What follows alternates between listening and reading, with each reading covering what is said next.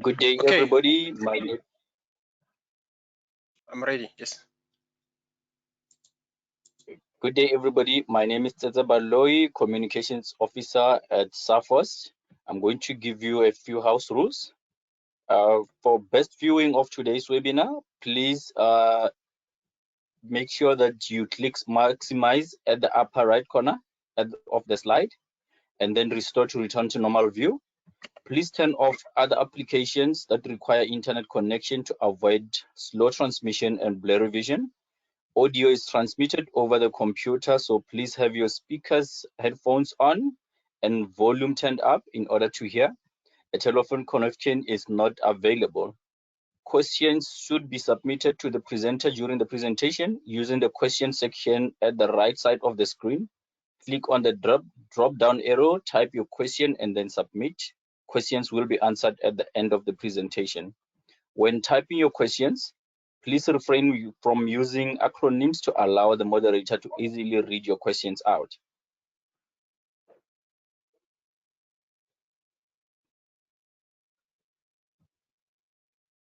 Okay, one other rule that you need to remember is that all opinions and statements that are mentioned here are those of the speaker and not necessarily views or opinions of Safos. And please note that the webinar is being recorded and will be available on the Safos website within a period of 7 days. Thank you. I'll hand over to Vusi to do an introduction of the speaker. Vusi, the floor is yours. Okay, welcome to all who are joining this webinar today. My name is Vusim Shaisa and I'm a lecturer at CPUT, and I'm also part of the Cape Branch Committee of SAFOST and my SAFOST in particular. So what is my SAFOST? So my SAFOST is a national student and young professional chapter of the South African Association of Food Scientists and Technologists, in short, SAFOST. So we are a relatively new association of SAFOST, and our aim is to create a platform that caters for and meets the needs of members who are either students or young professionals who have just graduated in the field of food science and technology and related qualifications. Through SAFOST, we aim to instill a culture of I learn, I lead, I mentor. In this way, we hope to equip one another with soft skills that are required in the fourth industrial revolution. We already see now that there is a paradigm shift in terms of how things are going in terms of the workplace and in terms of the work area. And we want to network to create this platform for students, for young professionals to network, to equip one another with skills such as, for example, how do I build an attractive CV that will get me that job placement that I'm looking for? Or how do I tackle my first interview skills, right?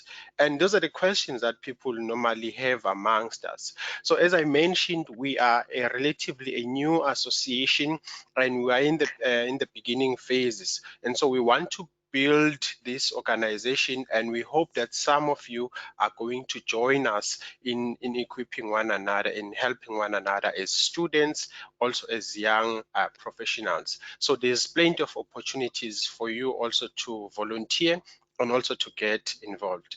So if you are interested in becoming more involved in my SAFOST, you can contact Tsetse, who was just speaking now, or you can drop me an email, or we also can communicate with us via SAFOST. So today we are having our very first session in terms of the webinar, and I'm very excited about this session because as you see what is happening globally around, COVID-19 is upon us, and it requires us to have a shift in terms of how we do things.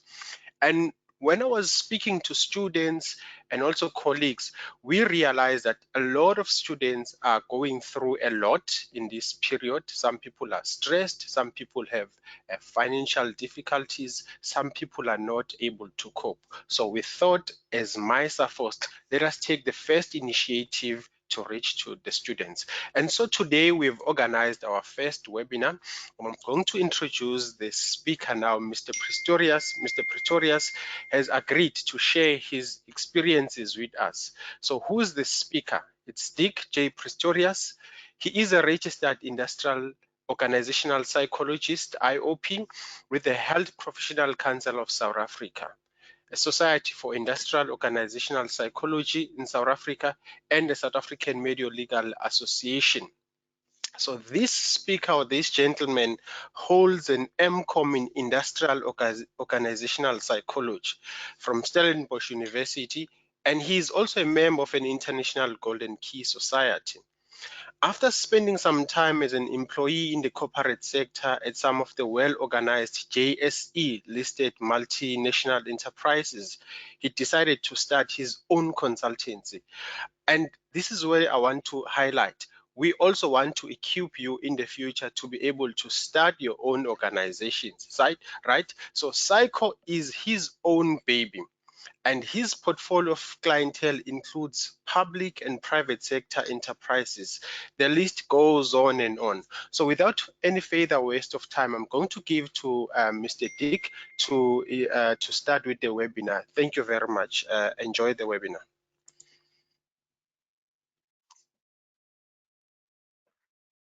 Thank you so much for that great introduction. As was mentioned, I'm the MD of Psycho, and I'm going to just give you quickly a brief overview of what we're going to discuss today in the webinar. First of all, we are currently in the COVID-19 pandemic, and I think today's session will be focused on how to cope in the labor market and with COVID-19 in the current process. We are going to look at the status quo of the South African labor market at the moment, how to navigate the labor market, and also what type of self-care can you practice to get through the current COVID-19 pandemic period.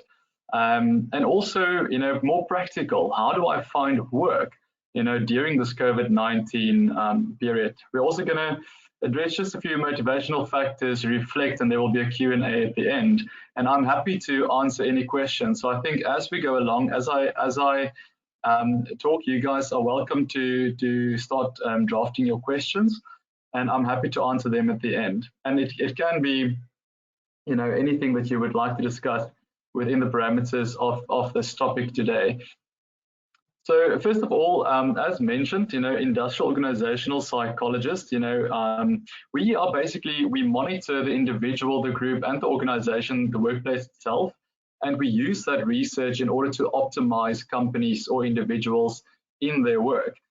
Industrial-Organisational Psychologists at the moment plays a critical part with regards to the fourth industrial revolution, and more particularly within the post-pandemic workplace, because ultimately what has happened now with the COVID-19 is that the future has almost come quicker than expected. So IO psychologists is the guys that are trying to realign companies in order to be prepared for this new normal that we're going to face. We are currently involved as a fraternity a lot on the occupational health and safety front, and also managing workplace wellness, which is quite a big thing at the moment, given the current circumstances. I don't think there's ever been, say in the last 50 years, such a big shift towards wellness in companies and adaptations to the workplace in general. We are also, a lot involved with normalizing remote work in terms of working from home. And assisting employees to find a balance between still being an employee, having the responsibilities of deliverables to an employer, and also within that trying to manage a household, kids that are at home, having all those disruptions and still have to deliver at the end of the day. We also work in terms of encouraging flexibility at the moment a lot for employees to I won't say train, but to encourage them to be more open-minded and flexible in terms of the way that work is conducted. And then obviously also to create a supportive environment for organizations normally people in the physical sense go to the HR department, which defers them to maybe the workplace counselor or the psychologist. All those things now happen digital at the moment in most companies. So the question that came across today was ultimately how to navigate the current status quo. And first of all, I would like to start to look at the South African labour market, which is, as you know, a very difficult place to be at the moment. Sorry, but what we do see at the moment is, so as I get back there where we should be, is that 30.1% of in the first quarter, South Africans were unemployed, or 30.1% of South Africans were unemployed.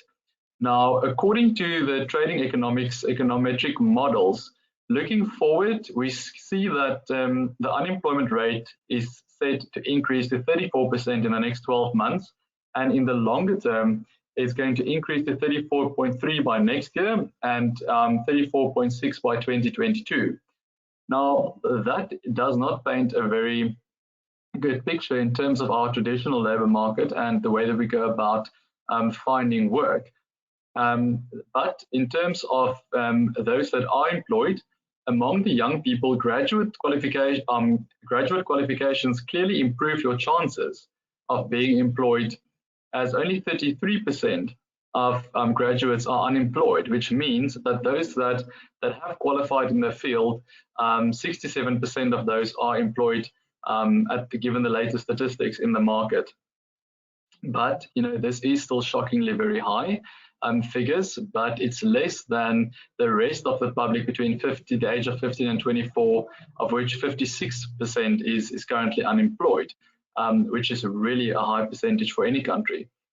So according to Stats SA, about 13% of youth between the ages of 20 and 34 are graduates, and less than 20% of people over the age of 30 is unemployed in South Africa, compared to 45% of those young people that are not graduates. So what that means is not necessarily the fact that the older you are, the greater your chances of finding work. It means that the more work experience you gain towards the age of 30, your chances of remaining employed is higher.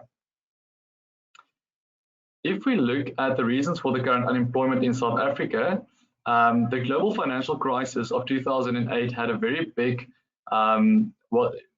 reason, basically, for the current unemployment, which skyrocketed global unemployment, but especially third world countries like South Africa specifically. What we see is that before the period of 2008, we had economic growth of about 4.4%, and after that it was only 1.8%. With the current situation that we're in with COVID-19, economic growth for the next few years expected to be less than 1%. So just in terms of economic activity, production, and everything that's going on to create the economy, or in the process of the economy, everything has slowed down. And COVID-19 ultimately has just accelerated that chain of events so much faster. The thing to know is that these events are not your fault. You can't control the economy.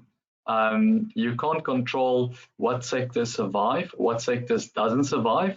A lot of it has to do with global patterns, global trade and consumption of people in general, and trends. In terms of the food science industry, if we look at the food and beverage segment, in which a lot of the individuals in the food science industry work, we are seeing that this is one of the fastest growing sectors in the country at almost 7%, which is significant if you compare that figure to the expected less than 1% of GDP growth.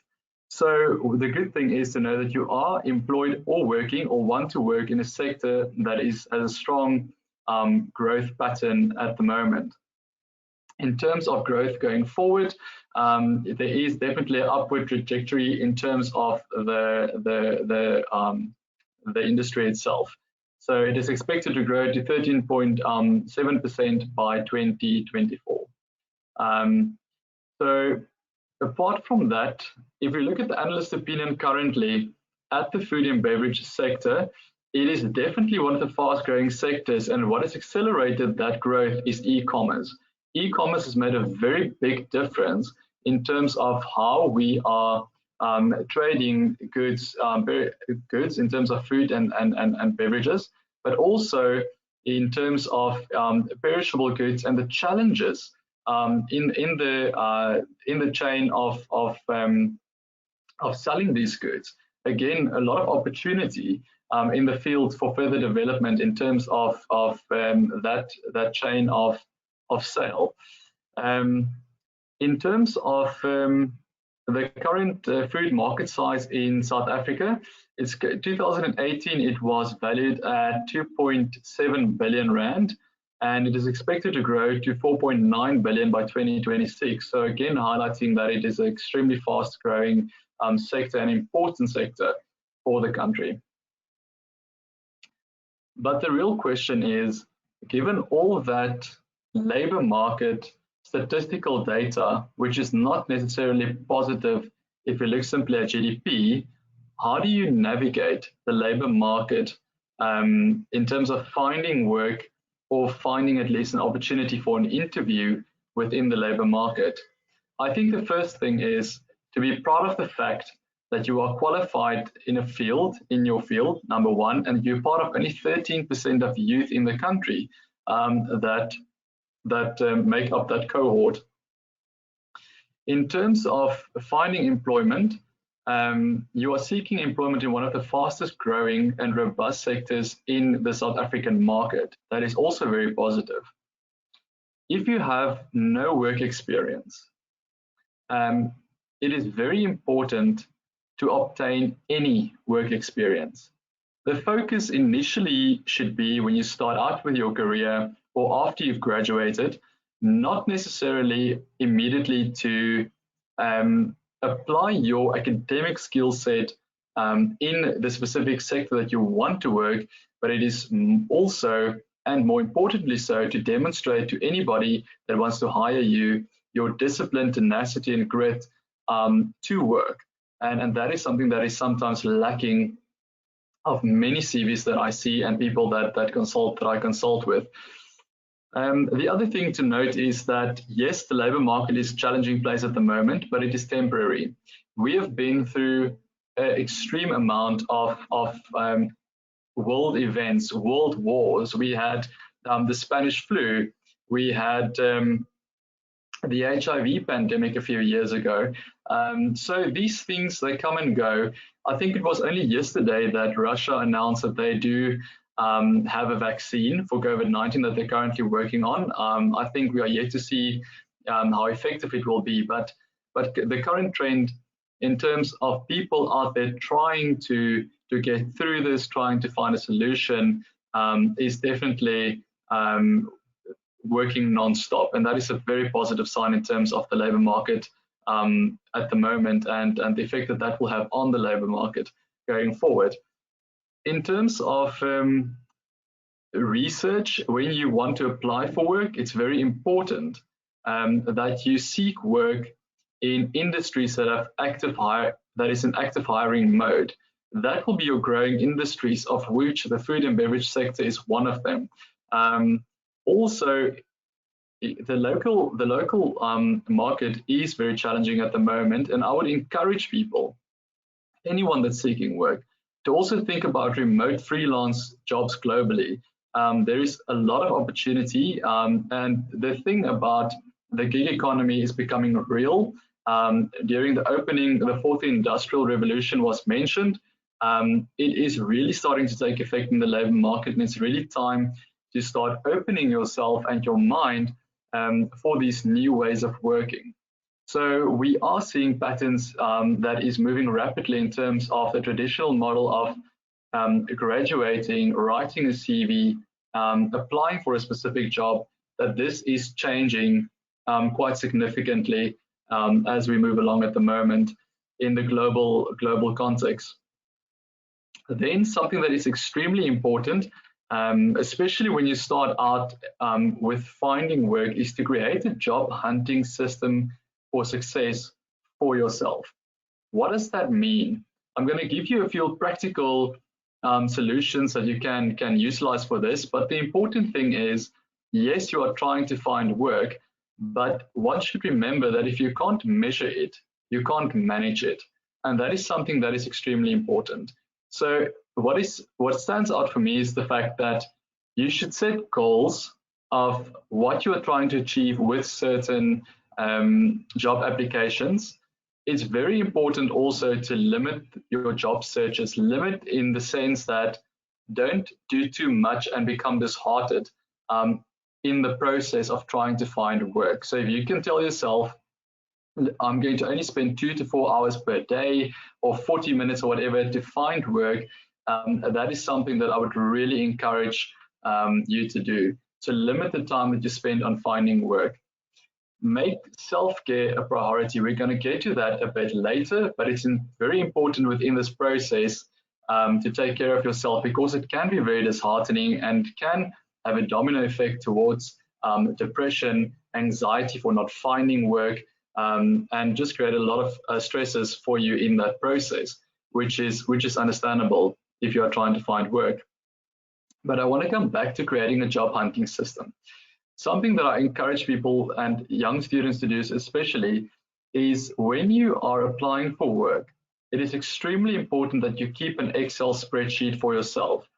Within the columns of your Excel spreadsheet, if you have access to a computer, but you can do it on a piece of paper as well, is to have a column where you write which company you applied for, the date that you applied for, the cutoff date, and normally it will say also that feedback will be given within 14 days. If you haven't heard back from us, consider that your CV has been, or your application has been unsuccessful.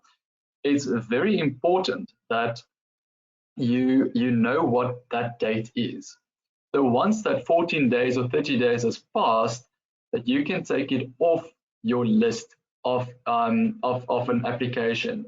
You don't want to create a situation where you sit with 500 applications on an Excel spreadsheet list with the hope that someone is going to call you.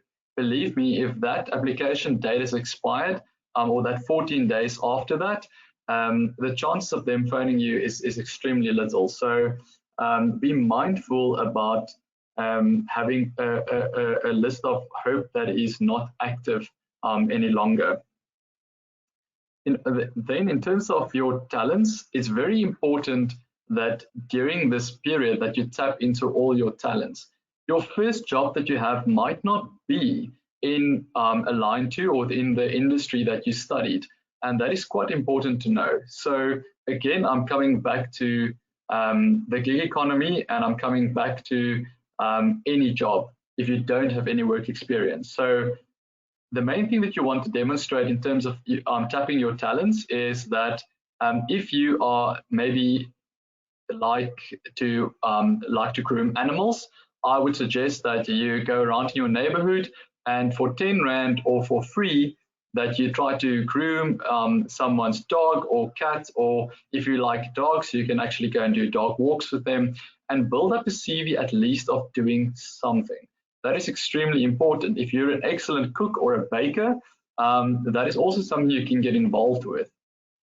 And that is something that I personally think is the way to go, because we are moving out of the comfort zone, as I said earlier, of simply doing a job application and finding work. Things are moving more towards the gig economy.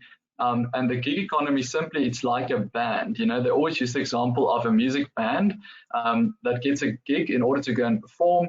And that is something that's going to happen to all jobs. So we are moving from having a functional role within a company, within a business, to a more service to the company.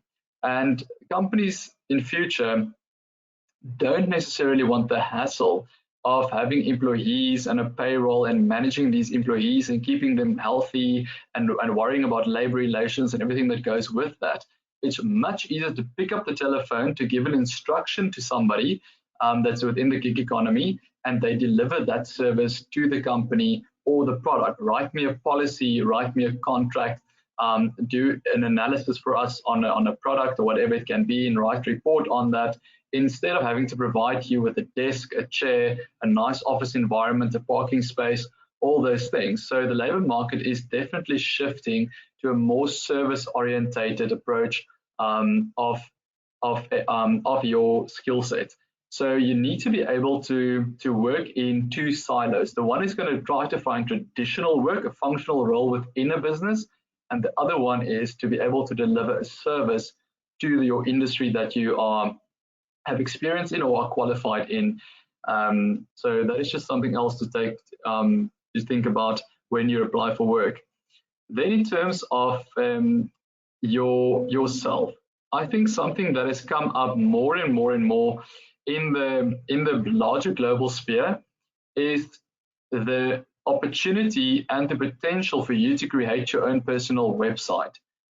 That simply means that it's important for you to start thinking about becoming a brand within the labor market. Me as a food scientist, who am I? The problem is that a lot of people write a CV and they send that in, but unfortunately a CV or a piece of paper is static.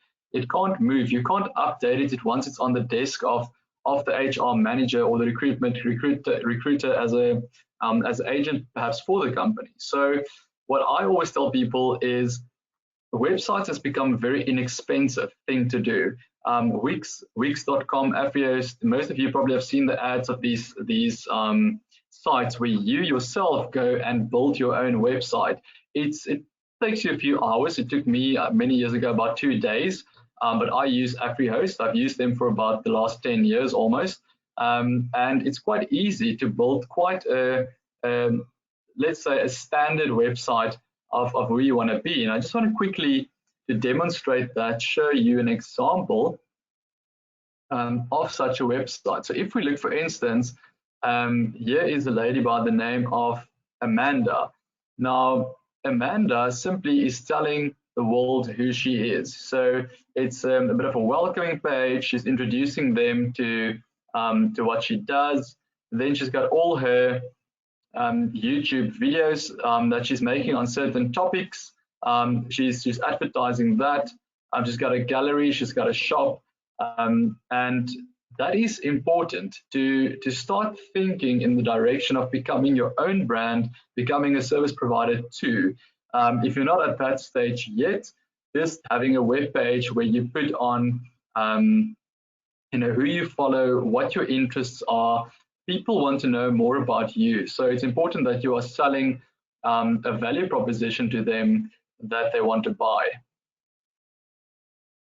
Get back on the screen here. So just think about that. That is a trend that is moving along. And I think also I see it a lot in the European and American markets, and I think that it's a major added advantage if you have a first world approach to a third world application. That simply means use the best techniques to find work in South Africa, and I think that your success rate will increase significantly.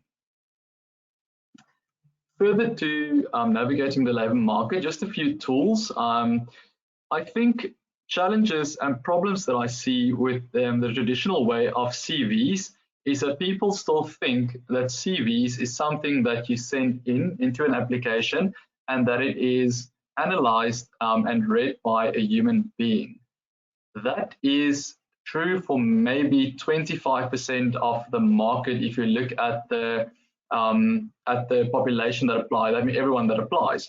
But it doesn't work that way anymore. So many companies use AI screening technology to pick up keywords in your application, and they match that keywords to what was in the job description in the job ad.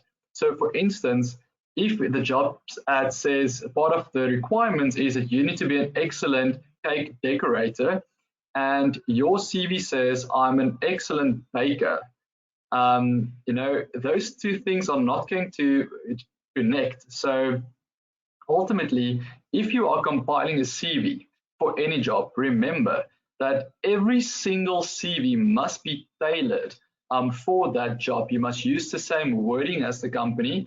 You must ensure that your keywords of the job ad, for instance, you need to be friendly, good leadership abilities, maybe good managerial abilities.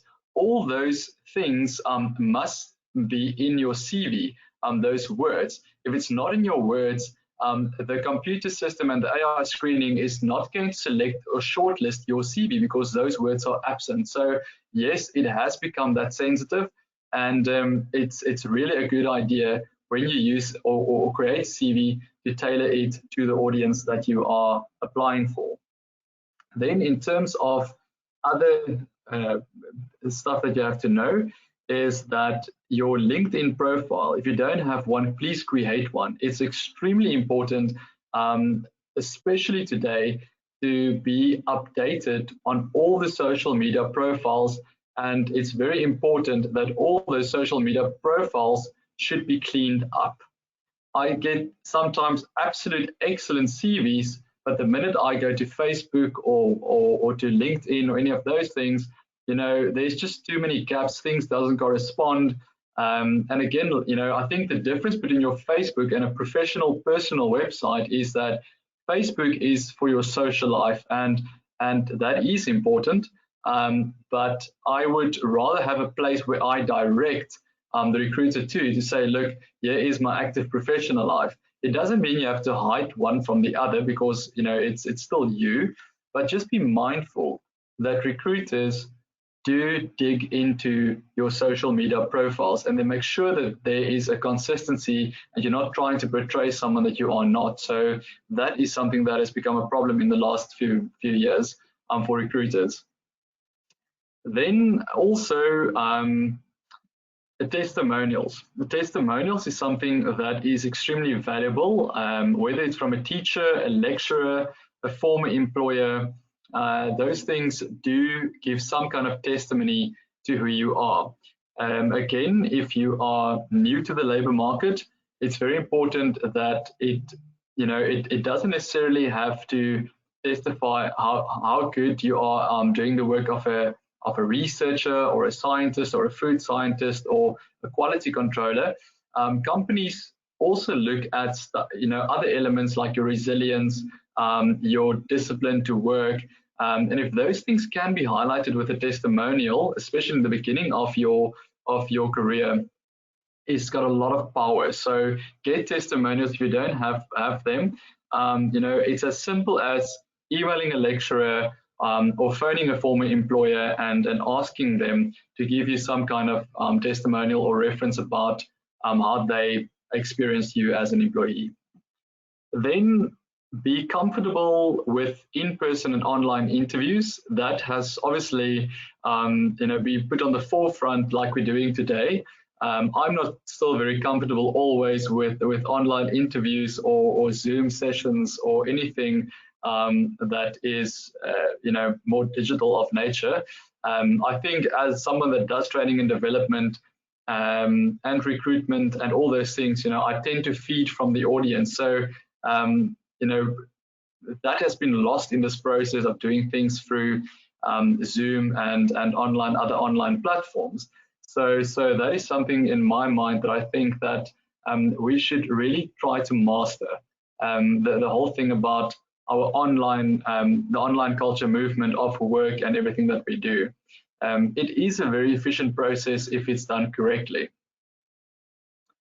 So further, ensure that you have an appropriate outfit for the interviews. I do see sometimes that people find it very stressful what to wear for an interview, or they wear something that is completely inappropriate. I've seen people on a Zoom session where I had to do an interview, and the lady still had her hair up in a towel, a wet hair, because she was just out of the shower. And I just thought to myself, okay, as much as you want to create the impression that you are informal and laid back and easy to work with as a person, I think that you still had to adhere to the formal nature of an interview and really come to the party, with what is expected of a candidate in an interview setting. So just be mindful about that. Then I said that don't only apply locally. I think I've mentioned it earlier. Try the international labor market. Many employers pay for relocation. There's many pockets in the world where there's a shortage of labor, skilled labor especially. You will know that our nurses in South Africa does extremely well for themselves in Abu Dhabi and Dubai in general and in the East. And then there is other pockets where our teachers does very well in places like China for teaching English, for instance, or in South Korea or any of those markets. So try to explore the labor market. Remember that there is first world countries where economies does work and that does create opportunities. So only looking locally, I think that you should really take the courage and take a leap of faith and apply for those jobs and see what comes back. You might get your dream job and it might be in San Francisco or in London. So don't underestimate yourself and only apply locally. In terms of resources, I know that when you are new in the field or just started your career, your resources might be low. I'm not referring to money in that sense, in terms of resources. I mean in terms of your network, your contacts. Who you know and what you know and where you are trying to go with your career. But it's very important. Networks remain the key to employment.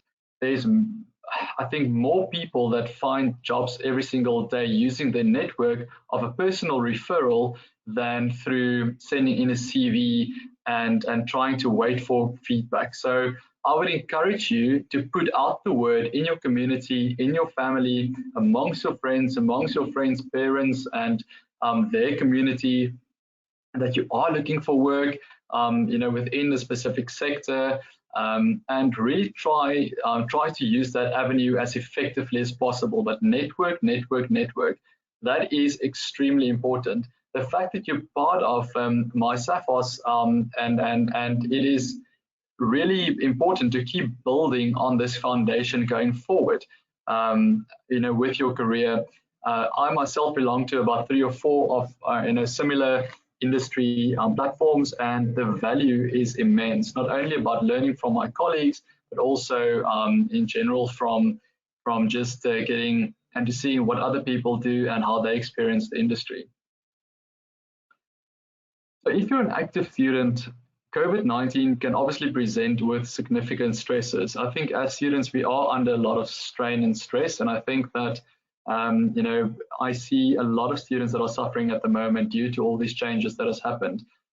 So I think what is important to know is that it's okay to feel overwhelmed, to feel that your friends might not be near, to feel a bit down or just a bit isolated. That is normal.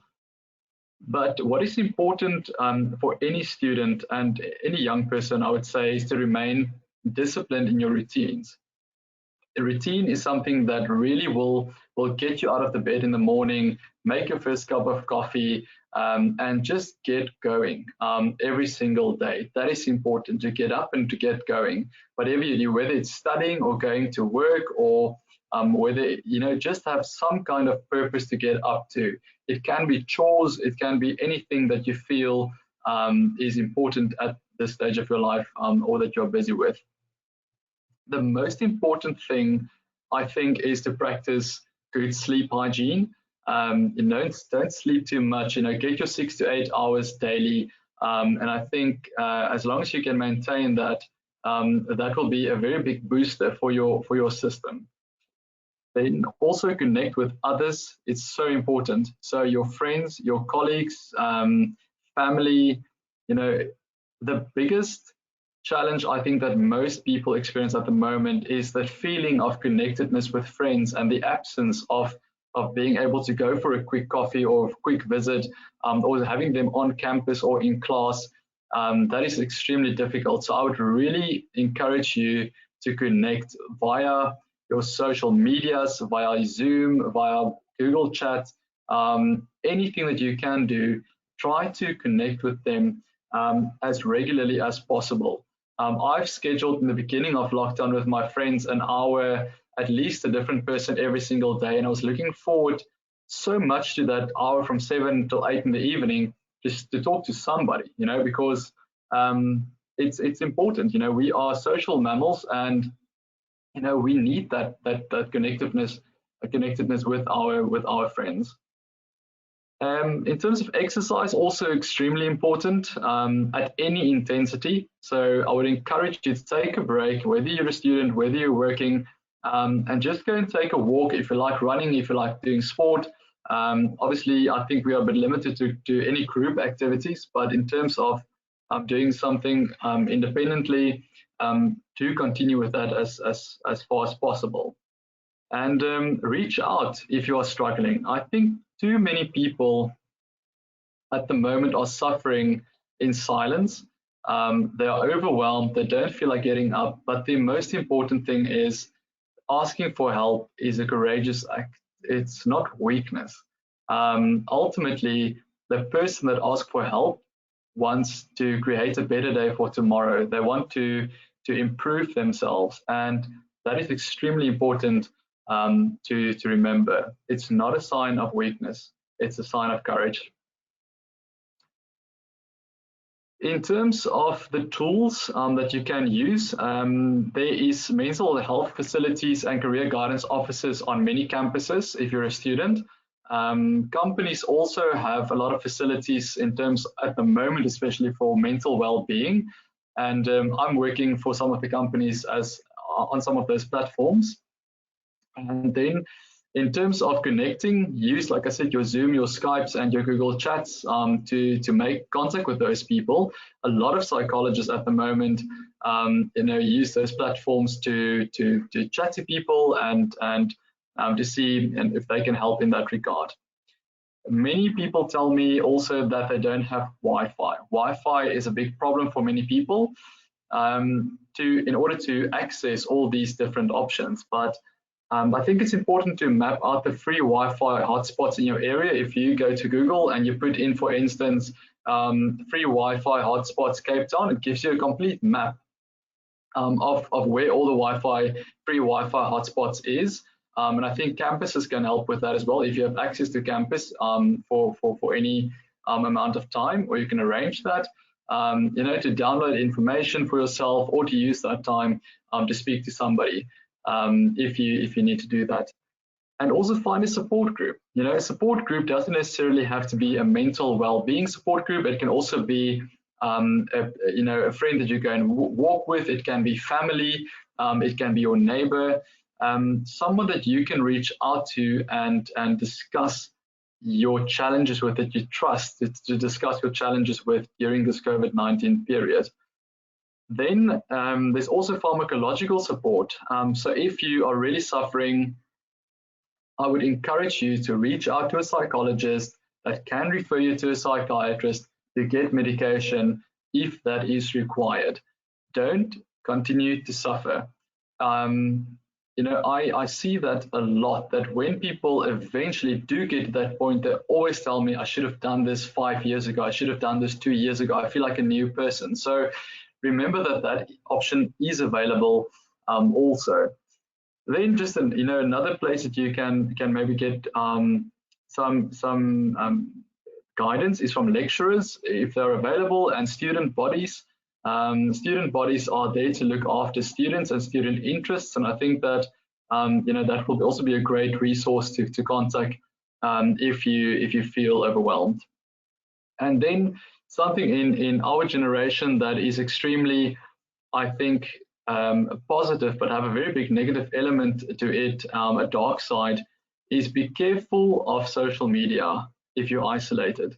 I think everyone has experienced the fact of being on Facebook or whatever, seeing your friends out at a party or rock climbing or at the beach, and that can unfortunately make you feel that I don't have a life, and almost heighten your level of depression or sadness or the feeling of isolation away from them, and be careful of that. So my message is to limit social media and media in general, because most of the current news that is in the media is not that positive globally. Coping during COVID-19. Now, I think a lot of people don't know where to turn to if they feel down or if they feel strained or overworked. So I think that everyone by now knows what COVID-19 is about, and the fact that it has forced humanity to live our lives differently, to organize ourselves completely differently than what we did before. The main thing I want to focus on is the mental health challenges that we're seeing that is really rising rapidly at the moment, and that is the feelings of stress, anxiety, depression, feeling overwhelmed, financial strain, cognitive challenges in terms of concentrating, and the feeling of uncertainty. Now, I'm a member of the Psychological Society of South Africa, SISA, and we started a free service. It's a network of psychologists that started a free service some time ago to offer counseling to people that suffer, or just direct them in the right direction to get the necessary help that they need. Now, I've put the contact details of SISA on this email or on this presentation for you to contact. Then there's also SADAG. SADAG is a South African depression and anxiety group, and their number is also there. And I've also put the suicide emergency call number on this presentation. A lot of people don't experience COVID-19 necessarily directly, but a lot of relatives, friends of them, has lost hope completely. And that is primarily because they've lost their jobs, they've lost their income. There's a lot of pressure on them to, to pay their mortgage, or to pay the car, or to pay whatever they need to pay, and they can't do that anymore, and they don't speak up. So suicide and prevention has become part of a lot of the work that I do during the day, and referrals. And I think that is something that you have to be very mindful, not only about yourself, but keep an eye on people that are vulnerable in your community, in your household, amongst your student groups and businesses. Be very mindful about that. And if you feel that the person is a high risk, go and talk to them and see if you can help them. Or if you feel that you need assistance, use these numbers. It's completely confidential. And I think that is the main thing. It's confidential. And they will be able to assist you immediately for free. Then two things I think that I want to highlight is, just in short, depression and anxiety is the two things that we have seen rise dramatically within this COVID-19 period. So I would just like to briefly go over them. If you feel that you have any of these symptoms, I think it is important to reach out as soon as you can, or to let somebody know that you are experiencing these symptoms. And depression or major depressive disorder is a common and serious medical disorder, and it affects the way that you feel, the way that you think, and the way that you act. But fortunately, it is treatable. You can get counseling to assist you with feelings of depression, and even if it's serious, like major depressive disorder, is to get medication to assist with that.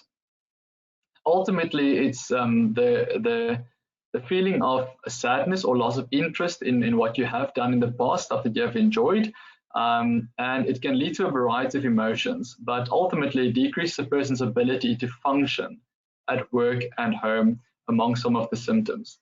So normally, in order to be diagnosed with depression, your symptoms need to prolong for about 2 weeks, at least 2 weeks. And I think the stuff that you need to look out for is, feelings of sadness or having depressed mood, a loss of interest or pleasure in activities that you once enjoyed, a change in appetite, weight loss, weight gain, unrelated to your diet, trouble sleeping too much, a loss of energy, increased fatigue, increased purposeless physical activity, and then also slowed movement in terms of speech. And I think there's also the difficulty with thinking, concentration, and making decisions, especially for students. I think the thinking and the concentration part is normally the part that's highlighted if they suffer with depression. And there's also the thought of death, harm to yourself, or even suicide. So I think be mindful of that. If you have experienced that, please reach out to the helplines that I've given earlier, or to a friend or to anyone that can assist. You are not in this alone. In terms of anxiety, anxiety is the body's natural response to stress. So it's a fearing, ultimately a feeling of a lot of fear about the unknown, and that is classically what you experienced before a big job interview or going to a new school. But if the feeling of anxiety are extreme, then it lasts longer than 6 months, then and are interfering with your daily life, I think that you are, moving towards anxiety disorder. And I think that, obviously that is also treatable, but the signs to look out for is, again, it's stuff like nightmares, panic attacks, painful thoughts or memories that you can't control. You may have a general feeling of fear and worry, or you may fear a specific place or event. So look out for those symptoms. There's also, the more physiological stuff, the heart rate, the rapid breathing, restlessness, trouble concentrating again, and difficulty falling asleep. If you have these symptoms, please reach out, and you can get help with that. So those things mentioned, I think that we're coming towards the end of the presentation, but I really want to focus on self-care, coping during COVID-19. Self-care sometimes, I think people make it sounds like a very simple term, self-care, but, once you get into it, you realize how important it is in order to manage your current situation and reality within this COVID-19 pandemic. The first thing when it comes to self-care is to acknowledge the stressors, and to know, what you are feeling is as a response to a stressor. That is important. In healthcare, self-care is any necessary human regulatory function which is under the individual's control. And I think that is important to know, that it's under your control. And sorry, go back there. It's under your control. Self-care is the activity that we do deliberately in order to take care of our mental, emotional, and physical well-being. Although it is a simple concept in theory, as I said, it's sometimes it's something that we very often overlook. Good self-care is to improve the mood and reduce anxiety. It is also key in good relationship with oneself, and I want to put the exclamation mark behind that, and with others. So you can't pour from an empty cup. So it's very important that you take care of yourself first before you try to take care of others. I think that is something that is very important to take away from today. You can't pour from an empty cup. Self-care is also something that refuels us rather than takes from us. So self-care is the key to living a balanced life. And I think that once you see the next slide, this model, sorry, I just want to drag something on my screen.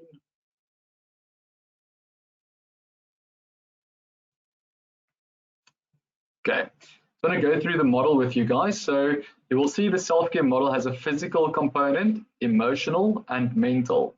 And physically, it's the healthy eating, exercise, grooming, as well as the sleep part and sleep hygiene.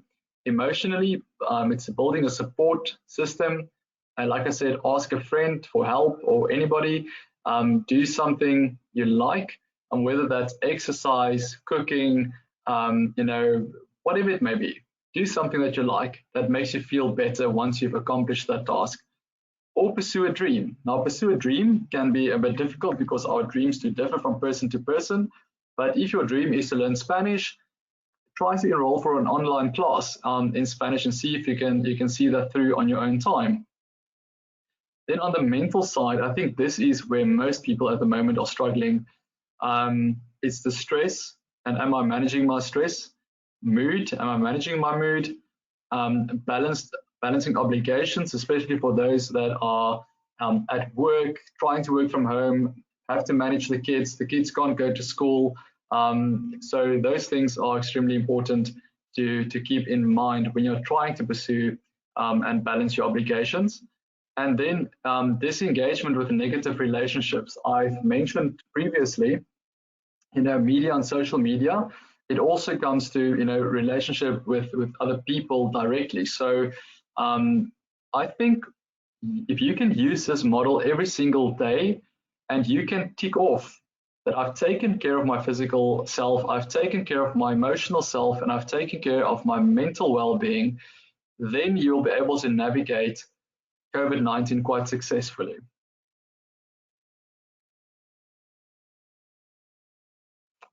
Okay, sorry. Then the question that most people want answered is, how do I find work within this COVID-19 period?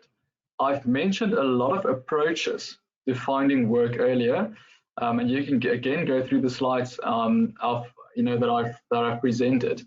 But I think what is important to know is that universities produces about 190,000 graduates annually, of which only about 40,000 of them are absorbed into the labor market in South Africa. Again, coming back to the argument of shouldn't I look perhaps past South Africa to neighboring countries or to the international community.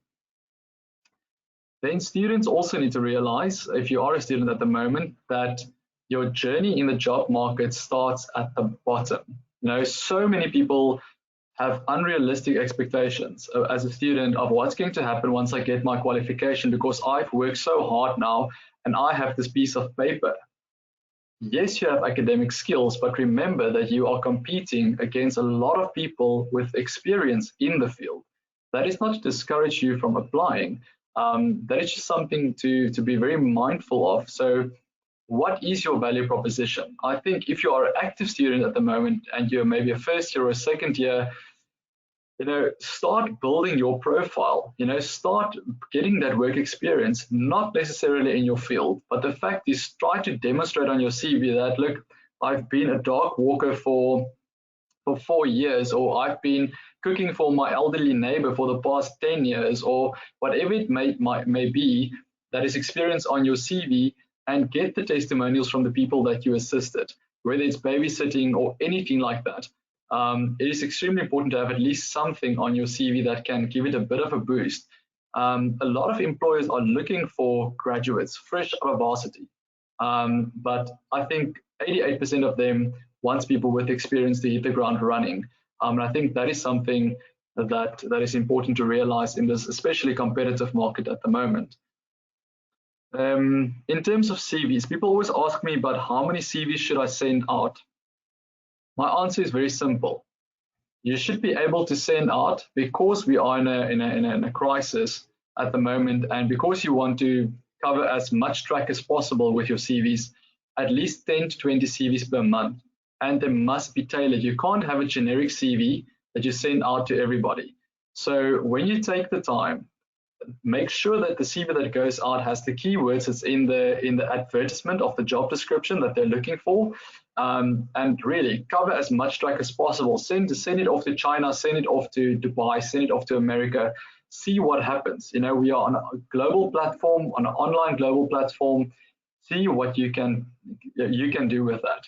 Use it as a resource to empower you.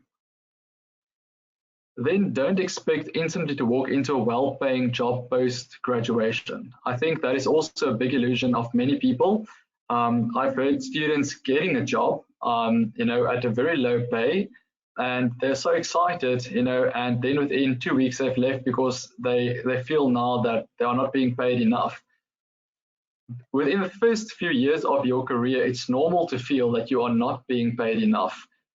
So just be mindful about that you are building a CV, you are building your experience. You're not quite in a position to negotiate if you don't have a skill set that company needs or desires. So yeah, just be realistic. Then employers are looking for graduates who are critical thinkers, who demonstrate creativity and can communicate effectively and collaborate on the delivery of the challenges that face organizations. That is a very important sentence. I think it was in December last year, 2019, that Forbes magazine had about 14 pages on what's going to be the thing, the it thing that's going to make you successful in the future in your career. And the one word that they came down to is creativity. Going into this new fourth industrial revolution global village of work, I think it's incredibly important to remember that very soon, within the next 10 to 15 years, you are not going to necessarily compete with South Africans for work. You're going to compete with everybody for the same work, whether that's at the Volkswagen factory in Uitenhage, or whether that is, working in the Two Oceans Aquarium in Cape Town. We are definitely moving into a position where we are really focused on the international community, the gig economy of performing those jobs. And that should be something that needs to be taken into consideration. It doesn't necessarily mean permanent employment, but if they want an engineer, and I think the one company in our country that's currently doing that is Eskom. Eskom has employed a whole host of German engineers to come and work in South Africa. So there is engineers in the country that is highly skilled, that has a lot of experience within the electrical generation field, but we still need people that are better to come and do this job. And any company, look at the same way. If you want to have someone draft a policy, get the best. I can send out an email right now to an HR company in New York to draft me a policy about equal pay, for instance, in a company, and I will have it on my desk by tomorrow morning. I don't have to use local people for that. So just be mindful about that. I think a lot of the job market is being held together temporarily. I think that the global market is going to have a major influence in how we find work in the labor market, locally or internationally. Then I've highlighted work experience, and yes, I think people sometimes they get a job and they don't hold on to it for long enough. Whether it's being a waitress, whether it's your first entry-level job, being a salon assistant or whatever it may be. Like I said, it might not necessarily be in your field, but don't have a CV that jumps too much.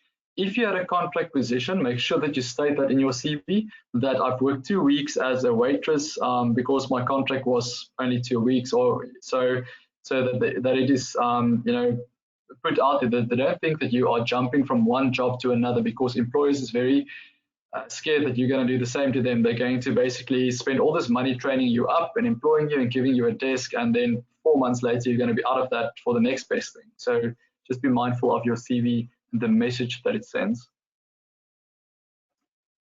In terms of motivation, this was a difficult one for me given the current situation that we are currently living in. But what is something that I found that works incredibly well is a WhatsApp group. So we in the psychology fraternity, we have about 3 WhatsApp groups, and it's very, very effective. Psychologists advertise jobs on it within the industry, and it's taken up immediately. Trends in the industry is being advertised there, and just how they experience the current COVID-19 climate.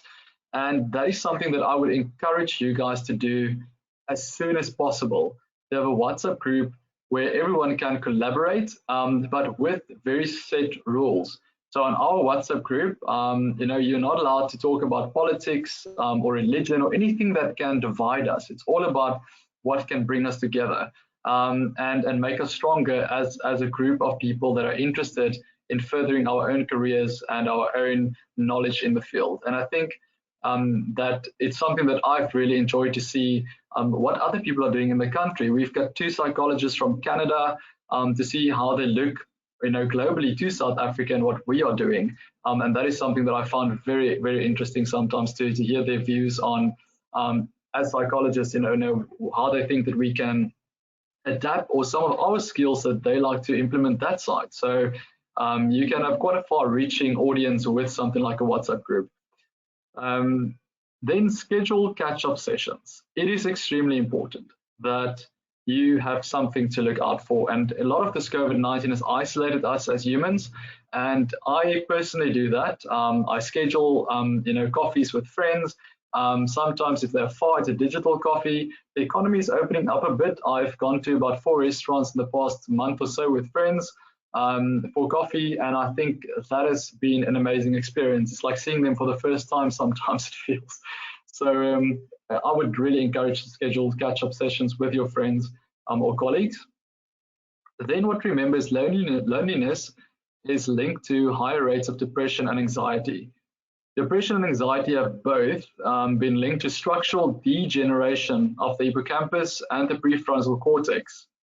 So not only do these conditions affect mood, they can also affect the brain itself. So really, I think a central message is make contact and try to be as social as you possibly can within the constraints that we are currently facing.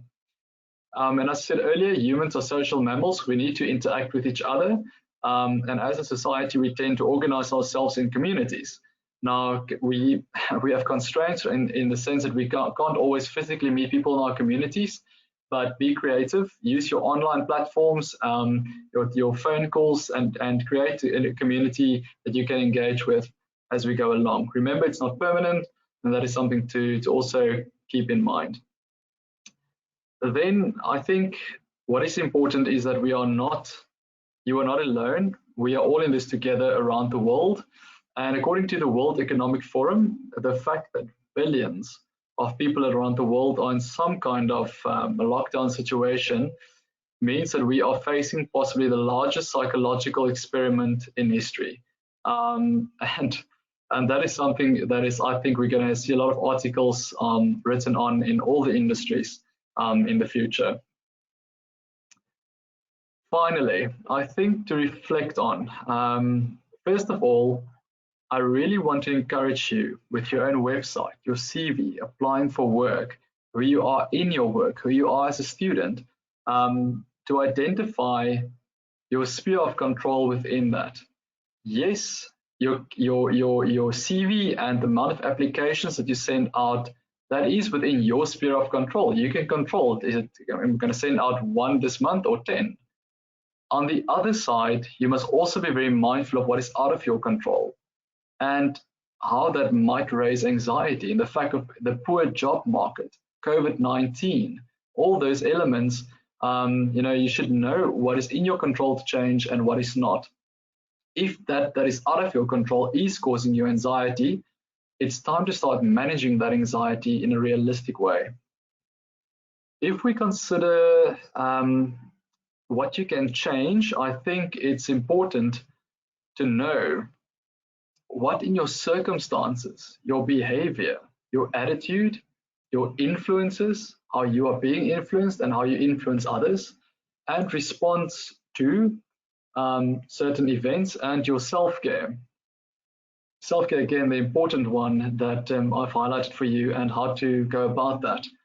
You need to know how you can change these things. I think circumstances sometimes is the biggest challenge for most people. You might be in a household where both parents have lost their jobs.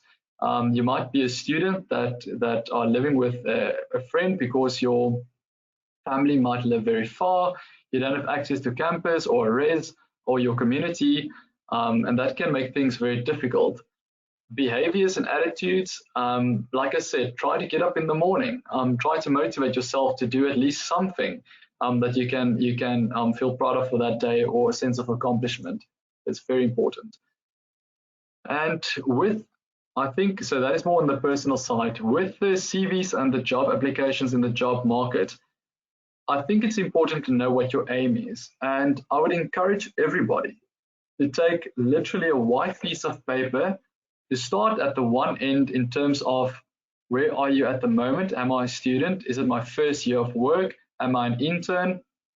And draw a line of what your next aim is. Your goal is about where you want to go with this.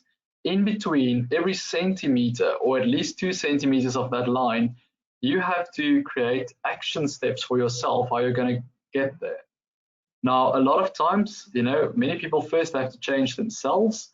They first have to work on their own well-being in order to move on, then that will be your first action you're going to take. I am going to see a psychologist. I might need medication. I am going to go for that walk. I'm going to get fitter. I'm going to phone a friend. So all the little hurdles that you have to go over to get to that end destination is extremely important. It's also going to give you a sense of accomplishment if you can reach those smaller goals or steps as you go towards your final aim and your goal. And that aim and goal might be to find my ideal job, to find my ideal job in London, to find my ideal job in Johannesburg, or wherever it might be. That is something that you really have to focus on. And that map, that plan is something that you can put up and be reminded every single day about where am I going with this life of mine. It's really important to be cognizant about your own life and how your actions influence where you are going. Then how am I going to deal with setbacks? I think that is something that most people are struggling with at the moment. So they've either started a job and lost it due to COVID. They might have dropped out of varsity during COVID-19, maybe due to funding, maybe due to stress or anxiety or any other effect.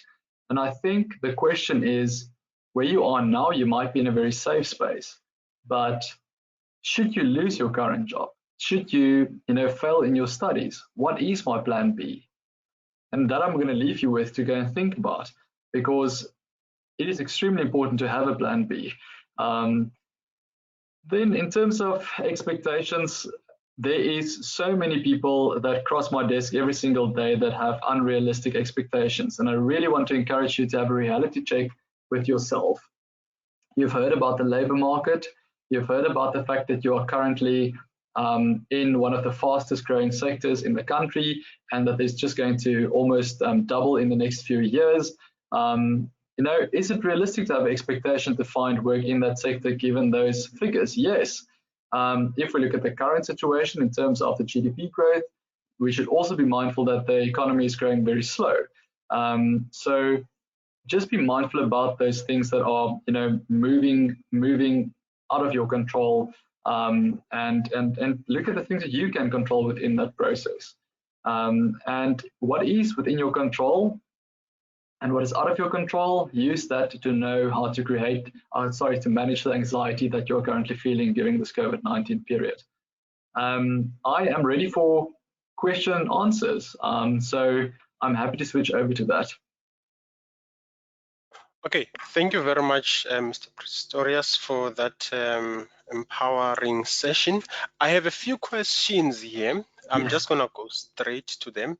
The first one says, I've heard that if you have a picture on your CV, the AI system, artificial intelligence systems, does not pick up your CV. Is this true? Yes, can I answer them as you ask them? Is that fine? Yes, yeah, it's okay. Oh, okay, super. Yeah, so I don't, if they don't specifically ask for a picture, I would not put a picture on a CV. And the reason for that is simply, if you look at our labor laws, if someone wants to stop you from applying because you've got blonde hair or your arms are too long or you've got blue eyes and they want someone green, I mean, those are silly things. So you always have to ask yourself, why do they need a picture if they don't ask for it specifically? Normally, it's only after you have been appointed that the company themselves will take a picture for your HR file. But up until that point, I won't be too concerned with a picture. And it is true that that in terms of pictures, but AI systems is set differently. Some of them, might read that and do the sifting and kick out the CV. Others might skip over that. So it depends on the AI system itself. Okay, thank you. The second one is, I would like to know if there is an expiry date, in quotation marks, for using a testimonial for future job applications. Am I able to use the testimonial for lifelong job applications? Yes, testimonials is it can't expire. So don't have to worry about that. You can use any testimonial, but again, as your testimonials get newer or updated or more recent, I think those are the ones that you want to use, not necessarily stuff that is, what your netball coach said about you in grade 2, or your cricket coach. I think, what is irrelevant to the job market. Okay, and I think this one I can answer it. It says, where can I get the PowerPoint presentation? I think we can share your PowerPoint. Do you give us the right to do so? Yes, you are. You may. Yes, I think we will email the attendees the PowerPoint presentation. Is this webinar accredited for CPD Point? I'm not sure. Zeta, would you maybe confirm that if this webinar is accredited? I'm not sure. I'm not really privy to that information. And then the last one for you is, what if you decide to resign as soon as possible because of a toxic work environment, and therefore are looking for something better? I'm not sure if this was in relation to one of the points that you've made before, but if somebody wants to resign because of a toxic work environment, what advice would you have for that person? Okay, first of all, a toxic work environment, you have to speak up. It's very important that when you are in a job, to go to the necessary, if there's an HR manager, in small companies, it's when you're a secretary to the doctor and he's mean to you, that is very difficult. But I would really encourage you to speak up, to follow the right channels, to get as much evidence as you can, what you need to present to HR, from the toxic culture. And companies' culture differs across companies, but a common theme is that a lot of people are not happy in any company culture. So just be mindful that the grass isn't always greener on the other side. Yes. Okay, the last question for the day is, how realistic is trying to find a job overseas? I think you've mentioned something about that in the presentation. Yes, it is. Okay, I don't know if that question comes from somebody that has work experience or not, but it is realistic. There is really pockets of global markets that do need employees. It's got a shortage of employees in a particular sector. So again, I would say apply. Send out your CVs and see what happens. When you send out your CV, your life shouldn't depend on that one CV. It's very important to take a shotgun approach to see how much track you can cover. So send it out as one of your CVs. But also, if you want to go a step further, you can contact international recruitment agencies via email, and they will also be able to tell you, whether you qualify for the job, or is there anything else you have to get certification in their country or anything like that. So yeah, it's completely realistic. Okay, in conclusion, one person has asked, how does one go about asking companies to volunteer? Some companies I've contacted have mentioned confidentiality or things like intellectual property. I would like to say on that question, on the SAFOST website, there is an opportunity or an option for students to seek employment or even volunteer to companies who are in the food industry, and the companies go and then extract that information from there. I think you can also write to the SAFOST office. They can advise you in terms of which companies are offering students with volunteer experience. With that said, I would like to thank you, Mr. Pretorius, for your time and effort in terms of empowering us as students and also as young professionals. We really appreciate having somebody like you taking your time and giving us the information for free from what you know, and it's much appreciated. I would also like to appreciate the colleagues that have organized this session, including everybody that was involved in the organization. And for the attendees, thank you very much for for making it thus far for this presentation. We will be sending you the presentation that was shared with you. And in addition to that, we're going to be circulating a survey that you can then fill in to give us feedback, and also perhaps in terms of ideas and opportunities where we as SAFOST and MySAFOST can assist you better, especially in these times of COVID-19. As it was said, seeking help is not a sign of weakness, but it's a sign of courage. With that, thank you very much for attending. See you on the next webinar. Thank you. Thank you so much.